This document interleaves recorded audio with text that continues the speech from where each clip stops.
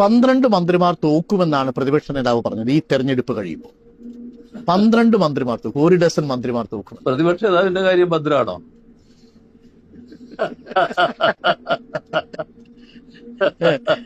അടുത്ത മത്സരം പ്രതിപക്ഷ നേതാവ് നേരിടുന്നുണ്ടോ? ഞാൻ ചോദിക്കുക, ഭദ്രാണോ എന്ന് ചോദിക്കുക. അണ്ണൻ കണ്ടം വഴി ഓടിയെന്നാണ് കേട്ടത്. ഇപ്പം ഭരണം കയ്യിൽ നിന്ന് പോയി, ഇനി ശിഷ്ടകാലം അങ്ങോട്ട് എന്ന് പറഞ്ഞ് ചിരിച്ചിരിച്ചിന്ന് ജീവിക്കാം. അതാണ് അങ്ങോട്ടുള്ള കാലം സംഭവിക്കാൻ പോകുന്ന സുഹൃത്തുക്കളെ. എണ്ണം പോയി ചിരിക്കുക. അപ്പം നമ്മുടെ വി.ഡി. സതീശൻ അദ്ദേഹം ചിലപ്പോൾ ഇനിയിപ്പോൾ മുഖ്യമന്ത്രിയായിട്ടൊക്കെ കയറി കഴിഞ്ഞാൽ ഇവിടെ കുറേ വാഗ്ദാനങ്ങൾ നൽകിയിട്ടുണ്ട്. സ്ത്രീകൾക്ക് ഫ്രീ യാത്ര, അങ്ങനെ തുടങ്ങിയ കുറേ വാഗ്ദാനങ്ങൾ നൽകിയിട്ടുണ്ട്. ഇതൊക്കെ നടപ്പിലാകുമോ അതോ വെറും വാഗ്ദാനം മാത്രമായിരുന്നു? ഇങ്ങനെ നീണ്ട കുറേ കാര്യങ്ങൾ നമുക്ക് ചർച്ച ചെയ്യാനായിട്ടുണ്ട്. വീഡിയോ ആദ്യമായി കാണുന്ന ചാനൽ സബ്സ്ക്രൈബ് ചെയ്യാനും വീഡിയോ ലൈക്ക് ചെയ്യാനും ഹൈപ്പ് കൊടുക്കാനും മറക്കണ്ട. അതുപോലെ നിങ്ങളുടെ പൊളിറ്റിക്കൽ പാർട്ടി ഏതാണ്, നിങ്ങൾ ഏത് പാർട്ടിയാണ് സപ്പോർട്ട് ചെയ്യുന്നത്, അതും ഉറപ്പായിട്ടൊന്ന് താഴെ കമൻറ്റ് ചെയ്യാൻ പറ്റുമെങ്കിൽ താഴെ കമൻറ്റ് ചെയ്യുക. LDF-ഓ UDF-ഓ BJP എന്നോ ഏതാണെന്ന് വെച്ച് കഴിഞ്ഞാൽ നിങ്ങൾ തന്നെ താഴെ ഒന്ന് കമൻറ്റ് ചെയ്യാൻ ശ്രമിക്കുക. ഓക്കെ, എന്തായാലും അണ്ണൻ ഇങ്ങനൊരു ഡയലോഗ് ആദ്യം തുടക്കത്തിൽ അടിച്ച് വിട്ട സ്ഥിതിക്ക് ഓപ്പോസിറ്റ് എന്ന് ഇങ്ങോട്ടും കിട്ടിയിട്ടുണ്ട് അടി. കാണാം. അതിൽ മാത്രമേ എന്റെ ചെറിയ കണക്ക് തെറ്റിയുള്ളൂ. 1 ഡസൻ മന്ത്രിമാർ തോക്കുമെന്നിട്ട് അതിൽ കൂടുതൽ മന്ത്രിമാർ തോക്കും. ചെറുതായിട്ട് എന്റെ കണക്ക് തെറ്റി. ഞാൻ 100-ലധികം സീറ്റ് എന്ന് പറഞ്ഞപ്പോ എന്നെ ഒരുപാട് പേര് പരിഹസിക്കുകയും അധിക്ഷേപിക്കുകയും ആക്ഷേപിക്കുകയൊക്കെ ചെയ്തിട്ടുണ്ട്. ബോധ്യത്തിന്റെ അടിസ്ഥാനത്തിലാണ് ഓരോ വാക്കും. ടീം UDF എന്ന് പറഞ്ഞിട്ടുള്ളത്, 100-ലധികം സീറ്റ് എന്ന് പറഞ്ഞിട്ടുള്ളത്, സെക്യുലർ സ്റ്റാൻഡ് എടുത്തിട്ടുള്ളത്, വിസ്മയങ്ങൾ ഉണ്ടാകും എന്ന് പറഞ്ഞതെല്ലാം ബോധ്യത്തിന്റെ അടിസ്ഥാനത്തില്ല. വേണ്ടാത്തൊരു വാക്കും പറഞ്ഞിട്ടില്ല. പക്ഷെ ഒരുപാട് പരിഹസിക്കപ്പെട്ടു. സാരമില്ല, അത് രാഷ്ട്രീയ രംഗത്ത് നിൽക്കുന്ന എല്ലാവർക്കും അതൊക്കെ ഉണ്ടാവും. എനിക്കതിൽ സങ്കടമൊന്നുമില്ല. എന്തുമാത്രം വിസ്മയങ്ങൾ ഉണ്ടായി തെരഞ്ഞെടുപ്പിന് മുമ്പ്. ഞങ്ങൾ തന്നെ അവസാനിപ്പിച്ചാണ്, ഞങ്ങളെ കൊണ്ട് പറ്റുന്നില്ലായിരുന്നു ഒരു സ്റ്റേജ് എത്തിയപ്പോ. ഇപ്പൊ അമ്പലപ്പുഴയിൽ ഒരു വിസ്മയം ഉണ്ടായില്ലേ, തളിപ്പറമ്പിലും പയ്യന്നൂരിലും വിസ്മയം നടന്നില്ലേ. തളിപ്പറമ്പിലും പയ്യന്നൂരും ഒക്കെ നിങ്ങളോടൊരു 3 മാസം മുമ്പ് പറഞ്ഞാൽ നിങ്ങൾ കളിയാക്കില്ലായിരുന്നു. അതായത് UDF ഭരണത്തിൽ വരുന്നതിന് മുന്നേ ഇവർ ഒരുപാട് ആക്ഷേപങ്ങളും പരിഹാസങ്ങളും LDF-ന്റെ ഭാഗത്തു നിന്ന് തന്നെ കേട്ടിട്ടുണ്ട്. പ്രത്യേകിച്ച് നമ്മുടെ പിണറായി എന്ന് പറയുന്ന കേട്ടില്ല, പിണറായി വിജയനെ പിണ്ണാക്ക് വിജയൻ എന്ന് പറഞ്ഞ് നമ്മൾ 6 വരെ പുച്ഛിച്ച് വിട്ടിട്ടുണ്ടായിരുന്നു. അതൊക്കെ കണ്ട സമയത്ത് ഞാൻ സത്യം പറഞ്ഞാൽ ചിരിച്ച് മണ്ണ് കപ്പി എന്ന് തന്നെ പറയാം. അപ്പൊ നമ്മുടെ മെയിൻ വിഷയം അതൊന്നുമല്ല. ഇവിടെ 4 ലക്ഷത്തി സംതിങ് കോടികൾ കടമാക്കി വെച്ചിട്ടുണ്ട്. എവിടെ? ഇവിടെ നമ്മുടെ കേരളത്തിൽ, ഈ കൊച്ചു കേരളം 4 ലക്ഷത്തി സംതിങ് ആണ് കടമുള്ളത്. അതിൽ KSRTC-യിൽ 1550 കോടി എങ്ങാണ്ട് അവിടെയും ഉണ്ട്. ഏത്? അവരും നഷ്ടത്തിലാണ് ഓടുന്നത്. അങ്ങനെ മൊത്തത്തിൽ ഈ കുറെ വാഗ്ദാനങ്ങൾ UDF നൽകിയതെല്ലാം പ്രാബല്യത്തിൽ വരുമോ ഇല്ലയോ, അതൊരു ചോദ്യചിഹ്നം തന്നെയാണ്.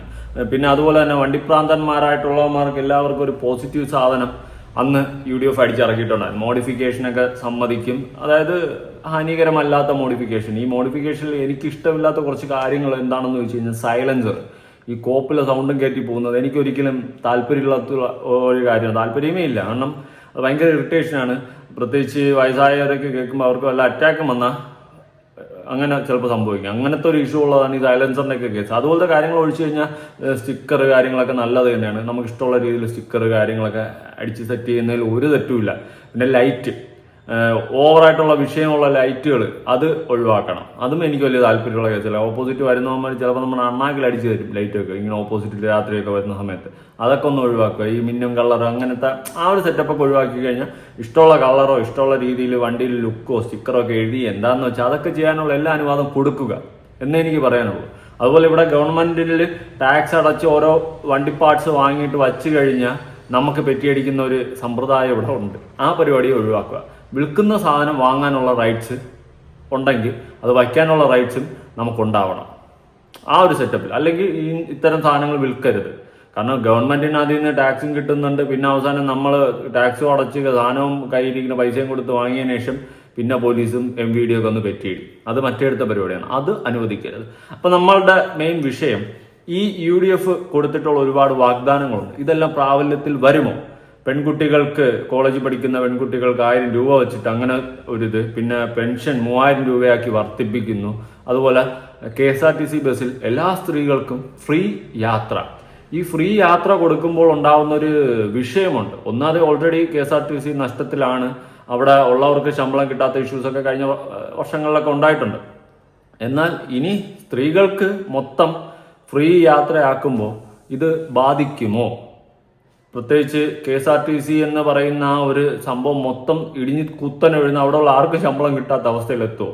ഒട്ടുമിക്ക സ്ത്രീകളും ബസ്സിൽ യാത്ര ചെയ്യാൻ തുടങ്ങുമോ? ഇങ്ങനെയുള്ള ഒരുപാട് ക്വസ്റ്റ്യൻസ് ഉണ്ട്. എന്തായാലും കർണാടകയിൽ KSRTC ബസ്സിൽ സ്ത്രീകൾക്ക് സൗജന്യ യാത്രയാണ്. അവിടുത്തെ അവരുടെ ഐഡന്റിറ്റി കാർഡ് കാണിച്ചാൽ അവർ അവിടുത്തെ ആൾക്കാരാണ്, കർണാടകയിലുള്ള ആൾക്കാരെന്ന് പറഞ്ഞാൽ ID കാർഡ്, ആധാർ കാർഡ് എന്തെങ്കിലും കാണിച്ചു കഴിഞ്ഞാൽ അവർക്ക് ഫ്രീ ആയിട്ട് യാത്ര ചെയ്യാം. അങ്ങനെ ഒരു നിയമം കർണാടകയിലുണ്ട് അവിടുത്തെ സ്ത്രീകൾക്ക്. ഓക്കെ, അപ്പോൾ അതിനെ പറ്റിയിട്ട് അവിടെ വണ്ടി ഓടിക്കുന്ന ഒരു ഡ്രൈവർ പറയുന്ന കാര്യങ്ങൾ നമുക്കൊന്ന് കേട്ടു നോക്കാം. ഇപ്പൊ നമ്മുടെ ഇവിടുത്തെ KSRTC ബസ്സാണിത്. ഈ ബസ്സില് എല്ലാവർക്കും സൗജന്യമാണോ? അതാ സ്ത്രീകൾക്ക് മാത്രം ടൗൺ ബസ് ആവട്ടെ, ലൈൻ ബസ് ആവട്ടെ, ഏത് ബസ് വേണമെങ്കിലും എവിടെ ആധാർ കാർഡ് കാണിച്ചെന്ന് പറഞ്ഞാൽ ഇവിടുത്തെ കർണാടകയിലെ ആധാർ കാർഡ് വേണം. അവർ ഇവിടുത്തെ താമസമായിരിക്കണം. കർണാടകയിലെ ആധാർ കാർഡ് കാണിച്ചെന്ന് പറഞ്ഞാൽ ഏത് സ്ഥലത്തും അവർ ഫ്രീ ആയിട്ട് സഞ്ചരിക്കാം. ആൾ കർണാടക എവിടെ പോയാലും. അപ്പൊ ഇവിടെ ബസ് ചാർജ് അങ്ങനെ, അപ്പൊ ഇലക്ട്രിസിറ്റി കറണ്ടിന്റെ ഒക്കെ കറണ്ടും ഫ്രീ ആണ് ഇവിടെ. ഫുള്ള് എന്ന് പറഞ്ഞാൽ ഒരു മാസം 200 യൂണിറ്റ് വരെ ഫ്രീ ആണ്. എല്ലാ വീടുകളും കടകൾക്ക് ഇല്ല അതൊന്നുമില്ല. കമേഴ്സ്യൽ വേറെയാണ്. വീടുകൾ കടകളും കമ്പനി വേറെയാണ്. അതിന് സാധാരണ ബില്ലൊക്കെ ഉണ്ട്. എന്ന് പറഞ്ഞാൽ വീട്ടിൽ മാത്രം 200 യൂണിറ്റ് ഫ്രീ ആണ്. അത് കഴിഞ്ഞാൽ മിനിമം ചാർജ് എടുക്കും. നമ്മളൊരു സാധാ വീട്ടുകാർ 200 യൂണിറ്റ് ഉപയോഗിക്കുമോ? ഇല്ല അത്ര ഉപയോഗിക്കില്ല. ഇപ്പൊ തികച്ചും ഫ്രീ ആണ്. അത് വലിയ കാര്യം തന്നെയാണ്. അപ്പൊ ഇപ്പൊ തുടങ്ങിയതേ ഉള്ളൂ. ഇപ്പോ ഈ കോൺഗ്രസ് സർക്കാർ വന്നിട്ടാണ് ഈ ഒരു പദ്ധതി കൊണ്ടുവന്നത്. നേരത്തെ ഉണ്ടായിരുന്നില്ല. അപ്പൊ അതിനായിട്ട് കുറെ ആൾക്കാരൊക്കെ പ്രതിഷേധിക്കുന്നു. എന്ന് പറഞ്ഞാൽ ഇങ്ങനെ ചെയ്തതുകൊണ്ട് നമ്മുടെ നാട്ടിന് വലിയ ഗുണമൊന്നും കാണത്തില്ല, ഉള്ള പൈസ ഒക്കെ ഇതില് പോകുന്നൊക്കെ പറയുന്നത്. പക്ഷെ ജനങ്ങൾക്ക് വേണ്ടിയല്ലേ പ്രവർത്തിക്കേണ്ടത്. അപ്പൊ അത് കിട്ടുന്ന ടാക്സ് കൊണ്ട് അവരുടെ പൈസ അവർക്ക് വേണ്ടി ചെലവാക്കുന്നു. അത് നല്ല കാര്യമാണ്. അപ്പൊ ഇവിടെ ഞാൻ വന്നിട്ട് കൂടുതൽ ശ്രദ്ധിച്ചതെന്ന് വെച്ചാൽ ഇവിടെ പല വണ്ടികൾക്കും നമ്പർ പ്ലേറ്റ് ഇല്ല, ഹെൽമറ്റ് ഇല്ല. അപ്പൊ റാഷ് ഡ്രൈവിംഗ് ഒരുപാട് നടക്കുന്നുണ്ട്. കേരളത്തിൽ പോലെ സ്ട്രിക്റ്റ് ആയിട്ട് അങ്ങനെ പിടിക്കുന്ന രീതിയൊന്നുമില്ല. ഇല്ല. അപ്പൊ ആൾക്കാർ ഇവിടെ ഹെൽമെറ്റ് അങ്ങനെ റൂൾസ് ആയിട്ട് ഇടുന്ന കാര്യമായിട്ട് ഇടുന്ന ഒരു ഇതൊന്നും ഇല്ല. അപ്പൊ ട്രിപ്പിൾ റൈഡും പോകും, ഹെൽമെറ്റ് ഇടുന്നും പോകും, എല്ലാം ചെയ്യും. ടൗണിനുള്ളിൽ മാത്രമാണ് നമ്മുടെ സിറ്റി, മൈസൂർ സിറ്റിന്റെ അകത്ത് അങ്ങനെയുള്ള ഭാഗത്ത് മാത്രമാണ് ഹെൽമെറ്റ് ഒക്കെ ഇട്ട് പോകുന്നത്. അപ്പൊ ഇവിടെ AI ക്യാമറ ഉണ്ടോ? ആയിട്ടില്ല, ഇനി അതായിട്ടില്ല. അത്രയും ഡെവലപ്പ് ആയിട്ടില്ല ഇവിടെ. ക്യാമറ പെറ്റിയൊന്നും ആർക്കും വന്നു തുടങ്ങിയിട്ടില്ല. എവിടെ ആയിട്ടില്ല. എങ്ങനെ എന്ന് പറഞ്ഞാൽ പെറ്റിയൊന്നും ഇതുവരെ അങ്ങനെ ആർക്കും വന്നിട്ടില്ല. പോലീസ് നേരിട്ട് പിടിക്കുന്ന സീൻ മാത്രമേ ഉള്ളൂ ഇവിടെ. അത്രേ ഉള്ളൂ. ഓക്കെ, കർണാടകയിലെ കാര്യങ്ങളാണ് ഈ വ്യക്തി പറഞ്ഞിട്ടുള്ളത്. അവിടുത്തെ ബസ് ഡ്രൈവറാണ്. അതായത് സ്ത്രീകൾക്ക് തികച്ചും സൗജന്യമാണ് യാത്ര. അതുപോലെ കറണ്ട് എന്ന് പറയുന്നത് ഈ പറയുന്ന 200 യൂണിറ്റ് എങ്ങാണ്ട് അതുവരെ ഫ്രീ ആണ്. ഒരു വീടിന് ആവശ്യമായിട്ടുള്ളതിലധികം കറണ്ട് അവിടെ ഫ്രീ ആണ്. അത് കഴിഞ്ഞാൽ മാത്രമേ ചാർജ് ഉള്ളൂ. അപ്പോൾ നല്ല നല്ല കാര്യങ്ങളാണ് അവിടുത്തെ കോൺഗ്രസ്സുകാർ ചെയ്തിട്ടുള്ളത്. ഓക്കെ, അവിടെ UDF ഭരണത്തിൽ വന്നതുകൊണ്ട് തന്നെ ഇത്തരം നല്ല കാര്യങ്ങൾ അവിടെയും ചെയ്തിട്ടുണ്ട്. അപ്പോൾ നമുക്കും പ്രതീക്ഷിക്കാം നമ്മുടെ കേരളത്തിലും ഇതുപോലെ നല്ല കാര്യങ്ങൾ ചെയ്യുമെന്നുള്ളൊരു ഒരു പ്രതീക്ഷ നമുക്കും പ്രതീക്ഷിക്കാം. പ്രത്യേകിച്ച് അവർ ഒരുപാട് വാഗ്ദാനങ്ങൾ നൽകിയിട്ടുണ്ട്. എന്തായാലും വെറുതെ ആകുമെന്ന് എനിക്ക് തോന്നുന്നില്ല. നമ്മുടെ ഓൾഡ് ഗവൺമെന്റ് ഭരിച്ച് കുളം തോണ്ടിയതുപോലെ ആകുമെന്ന് ഞാൻ വിശ്വസിക്കുന്നില്ല. സ്വർണം കട്ടതും നാട് മുടിപ്പിച്ചതും ഒക്കെ ഒന്നും പറയാനില്ല. എല്ലാത്തിലും നമുക്ക് അടിപൊളിയായിട്ട് അടിച്ചണ്ണാക്കി തന്നിട്ടാണ് പോയത്. ഓക്കെ, അതുകൊണ്ട് ഒരു പ്രതീക്ഷ ഉണ്ട് എനിക്ക്. ഇനി സത്യപ്രതിജ്ഞയൊക്കെ കഴിഞ്ഞിട്ട് ഈ പറഞ്ഞ വാക്കുകൾ പാലിക്കുമോ അതോ എല്ലാം കലക്കവെള്ളത്തിൽ മീൻ പിടിച്ചതുപോലത്തെ അവസ്ഥയാകുമോ എന്നറിയത്തില്ല. എന്തായാലും വെയിറ്റ് ആൻഡ് വാച്ച്. ഈ ഒരു കേസിൽ വെയിറ്റ് ആൻഡ് വാച്ച് എന്നേ ഞാൻ പറയത്തുള്ളൂ. നമ്മുടെ നാടിന് 4 ലക്ഷത്തി സംതിങ് കോടി കടമുണ്ടാക്കി വെക്കുക എന്ന് പറഞ്ഞു കഴിഞ്ഞാൽ ചെറിയ കാര്യമില്ല. ഇതെങ്ങനെയാണ് ഉണ്ടായെന്ന് ചോദിച്ചാൽ അറിഞ്ഞില്ല. പറയുന്നതായിട്ട് കഴിഞ്ഞാൽ നമ്മൾ പോയി കടം ഉണ്ടാക്കി വെച്ച പോലെയാണ്. നമ്മളെന്നൊക്കെ നല്ലോണം എല്ലാ കാര്യത്തിലും ടാക്സും അതും ഇതും ഒക്കെ ആയിട്ട് എന്തിന് പെറ്റിയടിച്ച് തന്നെ മാസം കോടികൾ ഉണ്ടാക്കുന്നുണ്ട്. അത് അമ്മാതിരി രീതിയിൽ പെറ്റിയും കാര്യങ്ങളും എവിടെ കൂടി വളഞ്ഞിട്ട് വേണമെങ്കിലും അടിച്ച് അണ്ണാക്കി തന്നും കൊണ്ട് നല്ലോണം ഉണ്ടാക്കുന്നുണ്ട്. എങ്കിലും ഇവിടുത്തെ കടങ്ങൾ തീരുന്നില്ല. അതിനർത്ഥം ഈ ഉണ്ടാക്കുന്ന പൈസ, അതായത് ജനങ്ങളിൽ നിന്നും പിരിക്കുന്ന ടാക്സിന്റെ രൂപത്തിലും പെറ്റിയുടെ രൂപത്തിലും അതിലും ഇതിലൊക്കെ ആയിട്ട് പിരിക്കുന്ന പൈസകളെല്ലാം എവിടെ പോകുന്നു? ഇപ്പൊ പിരിഞ്ഞു പോയവരുടെ കീശയിൽ പോയി. അത്രേ ഉള്ളൂ, അത്രേ സംഭവിച്ചിട്ടുള്ളൂ. ഇനി ഞാൻ കുറച്ച് കാര്യങ്ങളൊന്ന് വായിക്കാന്ന് വെച്ച് കഴിഞ്ഞാൽ നിങ്ങൾ ഇതൊക്കെ കാണണം. മറ്റു സംസ്ഥാനങ്ങളെ മാതൃക തമിഴ്നാട്. അവിടെ 0 ടിക്കറ്റ് പദ്ധതി പ്രകാരം എല്ലാ സാധാരണ ഗവൺമെന്റ് ബസ്സുകളിലും ഓർഡിനറി ബസ് സ്ത്രീകൾക്ക് സൗജന്യ യാത്ര അനുവദിച്ചിട്ടുണ്ട്. പ്രത്യേക ബസ്സുകൾ പകരം സാധാരണ ബസ്സുകളെ ഈ പദ്ധതിക്കായി ഉപയോഗിക്കുകയാണ് അവർ ചെയ്യുന്നത്. ഡൽഹി പിങ്ക് ടിക്കറ്റ് പദ്ധതിയിലൂടെ എല്ലാ പൊതു ബസ്സുകളിലും സ്ത്രീകൾക്ക് സൗജന്യമായി യാത്ര ചെയ്യാം. അതായത് സ്ത്രീകൾക്ക് സൗജന്യ യാത്ര തമിഴ്നാട്ടിലും കർണാടകയിലും ഡൽഹിയിലും അവിടെ ഇവിടെയൊക്കെ ഉണ്ട്. അതായത് സ്ത്രീകൾക്ക് ഫ്രീ ആയിട്ട് യാത്ര ചെയ്യാം അവിടെ ഉള്ള നാട്ടിലുള്ളവർക്ക്. അതുപോലെ നമ്മുടെ കേരളത്തിലും ആ ഒരു പദ്ധതി UDF സർക്കാർ കൊണ്ടുവരികയാണെങ്കിൽ നല്ലൊരു കാര്യം തന്നെയാണ്. പിന്നെ അതിനെ തുടർന്നിട്ട് കുറെ പേരൊക്കെ പറയുന്നുണ്ടായിരുന്നു ഇതിന് മുതലെടുപ്പ് നടത്തിക്കൊണ്ട് ബെഞ്ച് കാറുള്ള സ്ത്രീകൾ നാളെ ബസ്സിൽ കയറി പോകുന്നു. എനിക്കത് തോന്നുന്നില്ല. ബെഞ്ച് കാറുകൾ തന്നെ പോകും. അത് നമ്മുടെ ഓൾഡ് മന്ത്രി ഗണേഷ് കുമാർ പറഞ്ഞിട്ടുണ്ടായിരുന്നതാണ്. അതായത് ബെഞ്ചുള്ളവർ ഇനിയിപ്പോൾ നാളെ ബസ്സിൽ കയറി പോകും. അങ്ങനെ വരുമ്പോൾ അങ്ങനെ പോകുന്നു. താങ്കൾക്ക് എങ്ങനെ തോന്നുന്നൂടെ എന്ന് ഞാൻ ചോദിക്കത്തുള്ളൂ. കാരണം ബെഞ്ച് കാറുള്ളവർ അതിലിരുന്ന് സുഖം പിടിച്ച് അതിൽ അത്രയും ലക്ഷറി ലൈഫിൽ പോകുന്നവർ നാളെ മുതൽ 10, 20, 30, 40 ആകെ പോട്ട് 200 രൂപ ടിക്കറ്റ് ലാഭിക്കാൻ വേണ്ടിയിട്ട് ബസ്സിൽ കയറി തോന്നുന്നുണ്ടോ? ഗണേഷ് അണ്ണൻ വന്നിട്ട് തള്ളി വിട്ടതൊക്കെ കേട്ടപ്പോൾ ഇപ്പൊ വിചാരിച്ച് ഇപ്പൊ കൊടിയും പറത്തിക്കൊണ്ട് പോകുന്നു. എന്തായാലും മൂഞ്ചി നൈസായിട്ടങ്ങ് വീട്ടിൽ പോകുന്നത് കണ്ടു. ഓക്കെ, പെൻഷനും ശമ്പളവും നിലവിൽ തന്നെ ശമ്പളത്തിന് പെൻഷൻ സർക്കാർ സഹായം തേടുന്ന KSRTCക്ക് ഈ പദ്ധതി വരുമാനത്തെ കൂടുതൽ ദോഷകരമായി ബാധിച്ചേക്കാം. അതായത് പെൻഷൻ അല്ലെങ്കിൽ ശമ്പളവും വിഷയമാണ്. KSRTC ജീവനക്കാർക്ക് അത്യാവശ്യം വിഷയമായിട്ട് നിൽക്കുന്ന സമയത്ത് ഇങ്ങനെ ഒരു പദ്ധതി കൊണ്ടുവരുമ്പോൾ 40% സ്ത്രീകൾ യാത്ര ചെയ്യുന്ന ഒരു സംഭവം കൂടിയാണ് KSRTC ബസ്. അപ്പോൾ അങ്ങനെ ഒരു പദ്ധതി കൊണ്ടുവരുമ്പോൾ അത് ഉറപ്പായിട്ട് KSRTC ജീവനക്കാരെ മൊത്തം ബാധിച്ചേക്കാം എന്നുള്ളൊരു സാധനം കൂടി അവിടെ ഒരു പോസിബിലിറ്റി ഉണ്ട്. പക്ഷെ അതിനെ മാനേജ് ചെയ്തുകൊണ്ട് ചെയ്യാൻ പറ്റും, അല്ലെങ്കിൽ ചെയ്യും UDF സർക്കാർ എന്നാണ് ഞാൻ വിശ്വസിക്കുന്നത്. കാരണം കർണാടകയിലും തമിഴ്നാട്ടിലൊക്കെ ഈ ഒരു സാധനമുണ്ട്, സ്ത്രീകൾക്ക് സൗജന്യ യാത്ര. അതിവിടെയും സംഭവിക്കട്ടെ, അത് സക്സസ് ആയിട്ട് വിജയിക്കട്ടെ, കൂടുതൽ കടം നമ്മുടെ നാടിന് ഉണ്ടാവാതിരിക്കട്ടെ, കൈയിട്ട് വാരിയ പഴയ സർക്കാരിനേക്കാളും ഇവർക്ക് നല്ല നല്ല കാര്യങ്ങൾ ചെയ്യാൻ സാധിക്കട്ടെ. ഈ തുടർന്നുള്ള 5 വർഷം കൊണ്ട് നല്ല കാര്യങ്ങൾ ചെയ്തു കഴിഞ്ഞാൽ ഇനി അങ്ങോട്ടുള്ള വർഷങ്ങളിലും നിങ്ങൾക്ക് ഭരിക്കാൻ പറ്റുമെന്നാണ് ഞാൻ വിശ്വസിക്കുന്നത്. ഈ വാക്കുകളും വാഗ്ദാനങ്ങളും വെറും വാഗ്ദാനങ്ങളും വാക്കുകളും മാത്രമാകാണ്ട് പ്രാബല്യത്തിൽ കൊണ്ടുവന്ന് നല്ല നല്ല കാര്യങ്ങൾ ചെയ്ത് ജനങ്ങൾക്ക് വേണ്ടി ചെയ്യണം. കാരണം നമ്മൾ എല്ലാം കൈയിട്ട് വാരിക്കഴിഞ്ഞാൽ അവസാനം ജനങ്ങൾക്ക് വേണ്ടി ഒന്നും ചെയ്തില്ലെങ്കിൽ പിന്നെ നിങ്ങൾക്ക് ഈ സർക്കാർ ഒന്നും കിട്ടത്തില്ല. ഈ LDF സർക്കാരിന്റെ അവസ്ഥയാകും. അത് ഉണ്ടാവാതിരിക്കട്ടെ. ഓക്കെ, സ്വകാര്യ ബസ്സുകൾ. കേരളത്തിലെ യാത്രാ സൗകര്യത്തിന്റെ വലിയൊരു ഭാഗം സ്വകാര്യ ബസ്സുകളെ ആശ്രയിച്ചാണ്. KSRTCയിൽ മാത്രം സൗജന്യമാക്കിയാൽ അത് വലിയ തിരക്കിനും സർവീസുകളുടെ തടസ്സത്തിനും കാരണമായേക്കാം. ഓക്കെ, ചുരുക്കത്തിൽ മറ്റു സംസ്ഥാനങ്ങളെ പോലെ സർക്കാർ പൂർണ്ണമായ സാമ്പത്തിക ബാധ്യത ഏറ്റെടുക്കാൻ തയ്യാറായാൽ മാത്രമേ ഈ പദ്ധതി നടപ്പിലാക്കാൻ പറ്റത്തുള്ളൂ. സർക്കാർ തയ്യാറാകണം. കുടുംബങ്ങൾ ഈ ആനുകൂല്യത്തിന് അർഹരായി വരും. എല്ലാവർക്കും 1000 രൂപയോ 2000 രൂപയോ നൽകണമെന്ന് ഓരോ മാസവും ഖജനാവിൽ നിന്ന് കോടിക്കണക്കിന് രൂപ അധികമായി കണ്ടെത്തണം. അത് പെൻഷന്റെ കേസാണ് കേട്ടോ. കർണാടകയിലും തെലങ്കാനയിലും മാതൃക. കോൺഗ്രസ് ഭരിക്കുന്ന കർണാടകയിൽ ഗൃഹലക്ഷ്മി പദ്ധതിയിലൂടെ സ്ത്രീകൾക്ക് 2000 രൂപ നൽകുന്നുണ്ട്. ഇത് ചൂണ്ടിക്കാണിച്ചതാണ് കേരളത്തിലും. ഇത് നടപ്പിലാക്കാൻ കഴിയുമെന്ന് അവർ അവകാശപ്പെടുന്നു. എന്നാൽ കേരളത്തിന്റെ ഇന്നത്തെ ഉയർന്ന കടബാധ്യത ഇതിന് തടസ്സമാകുമോ എന്ന ആശങ്ക സാമ്പത്തിക വിദഗ്ധർക്കുണ്ട്. ഓക്കെ, എല്ലാം ശരിയാകുമെന്നാണ് എൻ്റെ വിശ്വാസം. എന്താണ് ഈ പദ്ധതി? ദാരിദ്ര്യരേഖയ്ക്ക് താഴെയുള്ള കുടുംബങ്ങളിലെ വീട്ടമ്മമാർക്കോ അല്ലെങ്കിൽ അർഹരായ പെൺകുട്ടികൾക്കോ മാസം തോറും ഒരു നിശ്ചിത തുക ഉറപ്പാക്കുന്ന വരുമാന പദ്ധതിയാണിത്. വീട്ടിലെ സാമ്പത്തിക സുരക്ഷ ഉറപ്പാക്കുകയാണ് ഇതിന്റെ ലക്ഷ്യം. ഇത് നടപ്പിലാക്കാൻ കഴിയുമോ? ഇതൊരു വലിയ വാഗ്ദാനമാണെങ്കിൽ ഇത് പ്രവർത്തികമാക്കാൻ താഴെ പറയുന്ന കടമ്പകളുണ്ട്. ഗുണഭോക്താക്കളുടെ എണ്ണം. കേരളത്തിൽ ലക്ഷക്കണക്കിന് കുടുംബങ്ങൾ ഈ ആനുകൂല്യത്തിൽ അർഹരായി വരും. എല്ലാവർക്കും 1000 രൂപയോ 2000 രൂപയോ നൽകണമെങ്കിൽ ഓരോ മാസവും ഖജനാവിൽ നിന്നും കോടിക്കണക്കിന് രൂപ അധികമായി കണ്ടെത്തണം.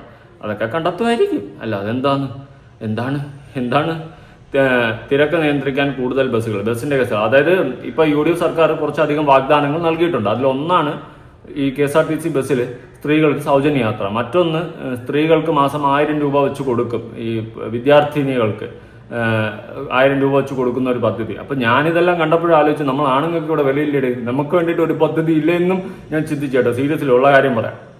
ഇനി ബസ്സിന്റെ കേസിലോട്ട് വരാം. തിരക്ക് നിയന്ത്രിക്കാൻ കൂടുതൽ ബസ്സുകൾ.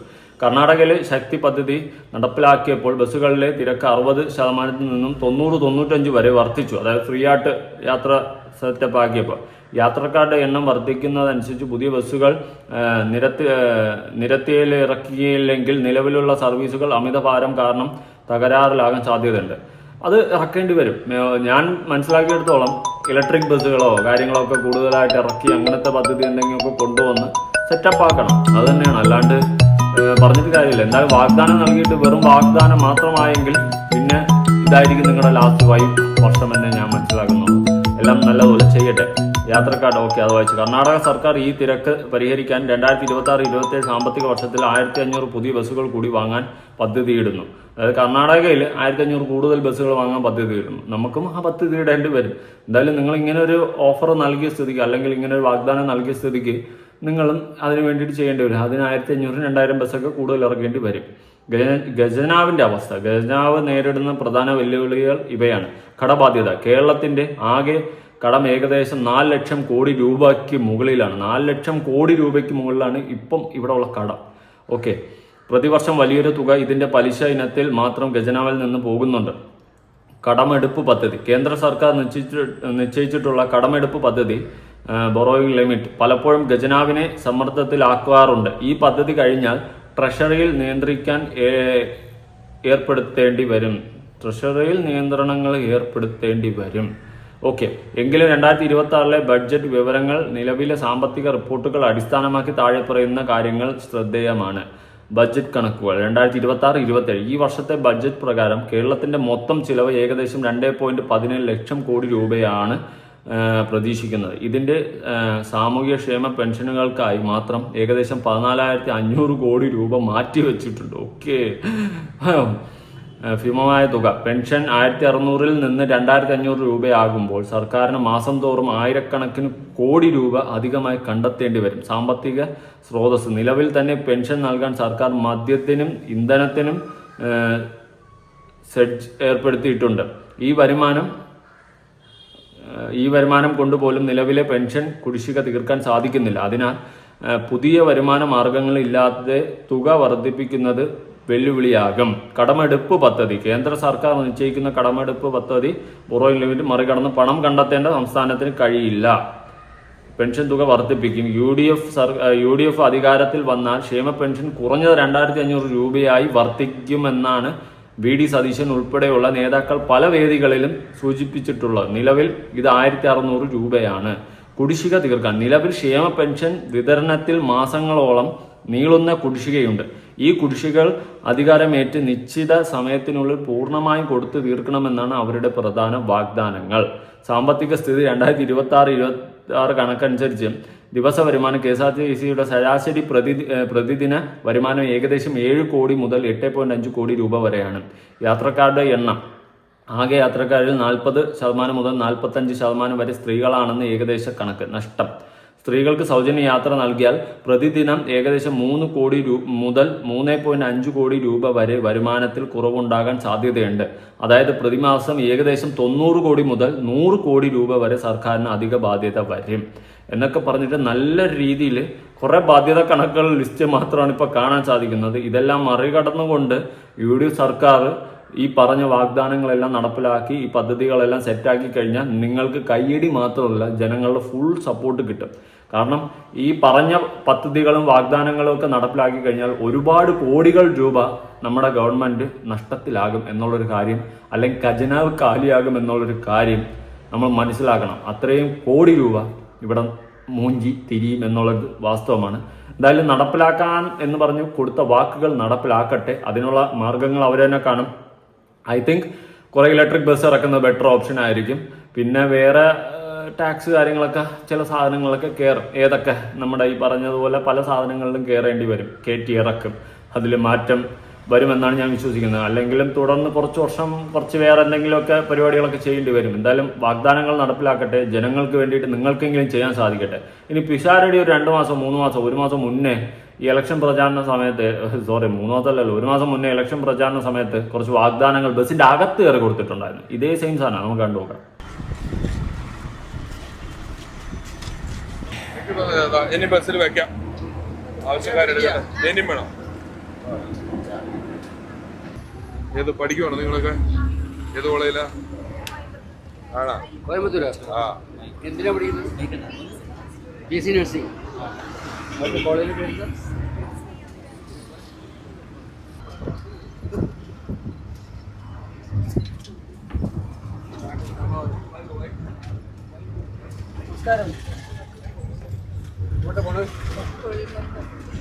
കുഴൽമന്നം. ആ, ഞാൻ ജനിച്ച സ്ഥലമാണല്ലോ.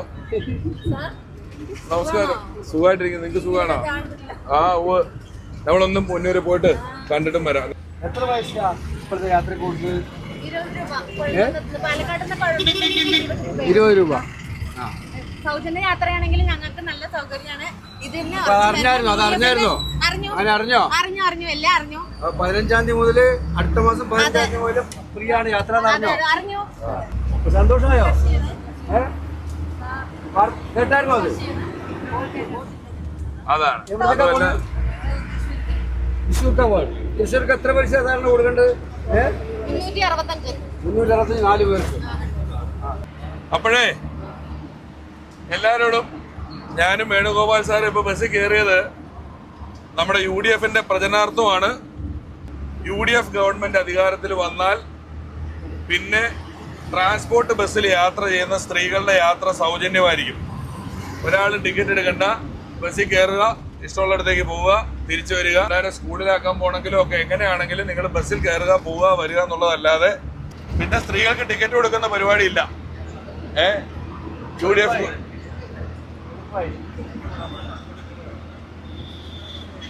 അതിനെ കുറിച്ച് ഇത് കേട്ടായിരുന്നോ? എല്ലാരും കേട്ടിരുന്നോ ഈ കാര്യം? കേട്ടിരുന്നോ? താൻ കേട്ടോ? ഓക്കെ, പദ്ധതികളും കാര്യങ്ങളും എല്ലാം അടിപൊളിയായിട്ടുണ്ട്, നൈസായിട്ടുണ്ട്. ഇതൊക്കെ നടപ്പിലാക്കുമ്പോൾ കണ്ടക്ടറിനും ഡ്രൈവറിനും ശമ്പളവും പെൻഷനും കിട്ടാത്ത അവസ്ഥ വരുമെന്നാണ് എൻ്റെ ഡൗട്ട്. ഓക്കെ, എന്തായാലും നല്ല നല്ല തീരുമാനങ്ങൾ എടുക്കട്ടെ, നല്ല നല്ല രീതിയിലുള്ള കാര്യങ്ങൾ നടക്കട്ടെ, സാധാരണക്കാരായ ജനങ്ങൾക്ക് കിട്ടേണ്ട ആനുകൂല്യങ്ങളും എല്ലാ കാര്യങ്ങളും കിട്ടട്ടെ. ഈ ഒരു ഗവൺമെന്റിലെങ്കിലും ചെറിയൊരു പ്രതീക്ഷയുണ്ട്. കട്ടുമുടിപ്പിക്കാതിരിക്കട്ടെ. ഓക്കെ, എന്തായാലും ഈ ഒരു വിഷയവുമായി ബന്ധപ്പെട്ട് നിങ്ങളുടെ അഭിപ്രായങ്ങൾ ഉറപ്പായിട്ട് താഴെ കമന്റ് ചെയ്യുക. ഇങ്ങനെ ഒരു സൗജന്യ ബസ് യാത്ര നമ്മുടെ കേരളത്തിൽ നിന്നും ഉണ്ടായിക്കഴിഞ്ഞാൽ, സ്ത്രീകൾക്ക് വേണ്ടിയിട്ട് ഉണ്ടായിക്കഴിഞ്ഞാൽ, അത് ഏത് രീതിയിലായിരിക്കും നമ്മുടെ നാടിന് അല്ലെങ്കിൽ നമ്മുടെ സർക്കാരിന് അല്ലെങ്കിൽ നമ്മുടെ ഖജനാവിനെ ബാധിക്കുക? ഇതൊക്കെ നിങ്ങളുടെ അഭിപ്രായങ്ങൾ ഉറപ്പായിട്ട് താഴെ കമന്റ് ചെയ്യുക. പുതിയൊരു വീഡിയോ ആയിട്ടാണ്. ബൈ.